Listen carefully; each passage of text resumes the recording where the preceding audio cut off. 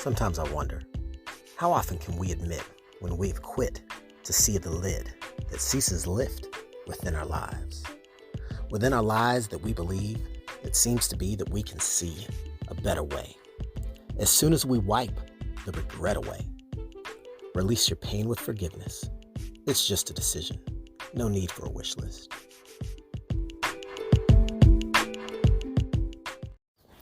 Hello and welcome back to Learn How to See Better. It's the only podcast out there that will improve your vision the longer you listen. This is your host, Drew Davis. Today we're talking about a topic that is a big one. It's big and it can even be scary to some. It's a topic called commitment. But see, the thing about commitment is you can look at it in a little bit different way.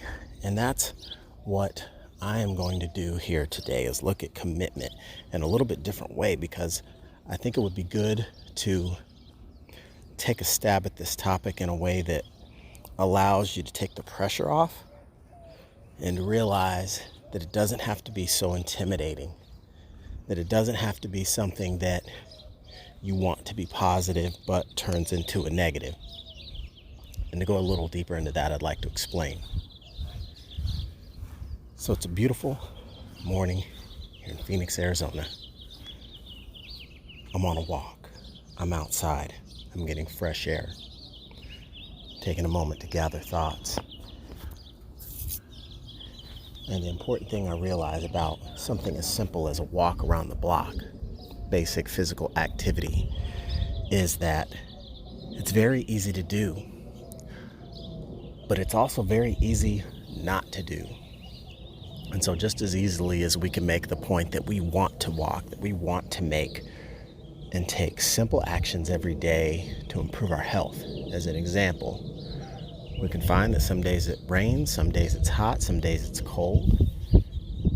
Sometimes there's seasons where the weather, or there's seasons where events in your life, or there's seasons where a hectic schedule can quickly come in and seemingly take over and disallow you to commit to that thing that you were doing so well once upon a time. And for whatever reason, we might manage to start drifting. Maybe we're just gently nudged off course. Maybe we just didn't see the results that we wanted. Maybe we became frustrated. Maybe we lost patience. But for whatever reason, the driving factor is less relevant. The element of focus is simply the fact that if something's important to you in your life, you can make a commitment to it. And not only can you make a commitment to it, you know from your track record, you know from your past, you know from history, that if you stick with it long enough, the muscles get strong enough and you can do the thing that you set out to do. And if you've been lucky enough to see commitment work for you, you can really reap the benefits for a long, long time.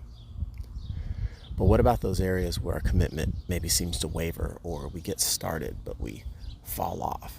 I've talked about this a little bit in the past, falling off and falling on, right? I fell off the wagon. It's like, why can't you get back on the wagon? Why can't you refocus? Why can't you recalibrate? These are questions we sometimes have to ask ourselves, and really asking them in the frame of mind that uses the positive element. How can I get back on that horse? How can I get my commitment strong once again? How can I recommit? Right? Have you ever heard a happy love story where a couple gets married a second time and they didn't need to split up necessarily? Doesn't mean there was a problem. It's just one example of how when the love is strong, you can choose that you really want to recommit, because you know the power of making that decision to recommit. You can rechannel that energy no differently than we do so frequently at the start of a new year, New Year's resolutions, right? We're recommitting to something in our lives that we find valuable and worthy of a valiant effort. We do it all the time already. But perhaps some of the secret is for the things that don't have an annual start and end date. The things that maybe aren't as critical in our world in the past, but we know we want them to be. The things that we've allowed our results, or perhaps the feedback that we allowed to take root as a certain type of thought that festered into an emotion, right?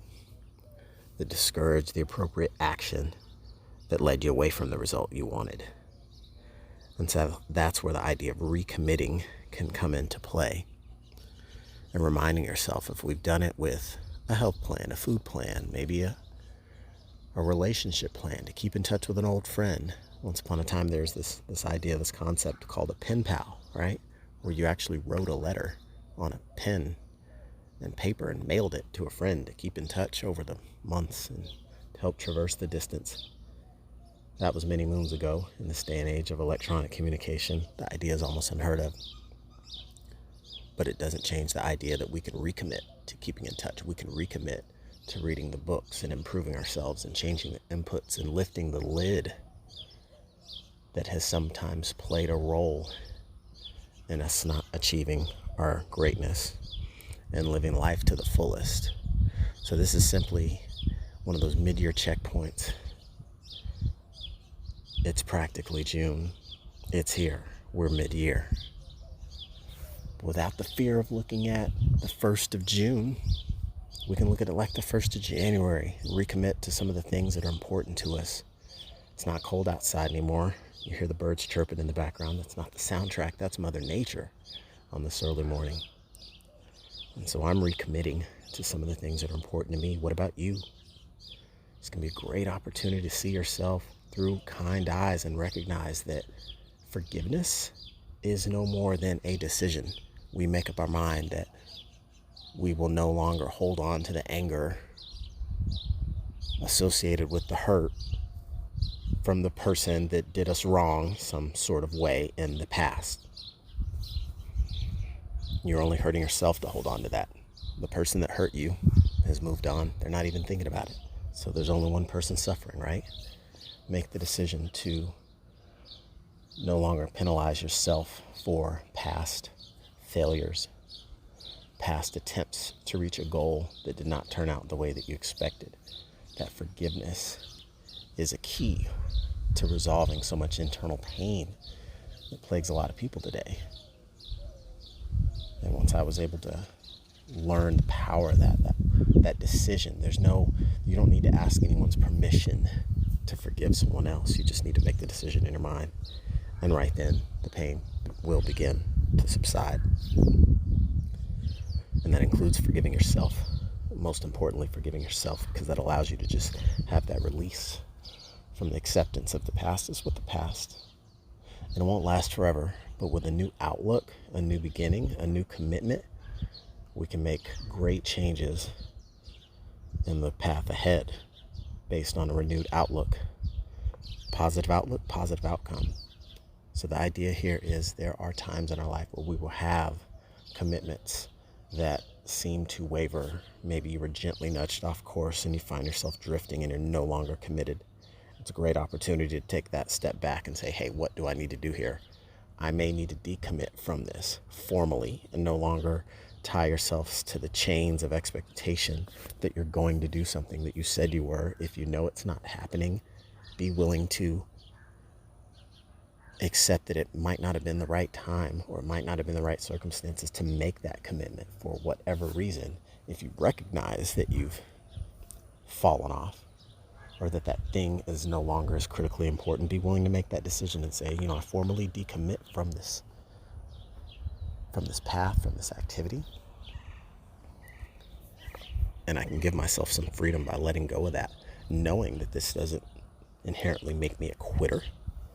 If you know you have important things and drive in your life, it's just repurposing and reallocating that energy so that you can more effectively move with intention toward your goals.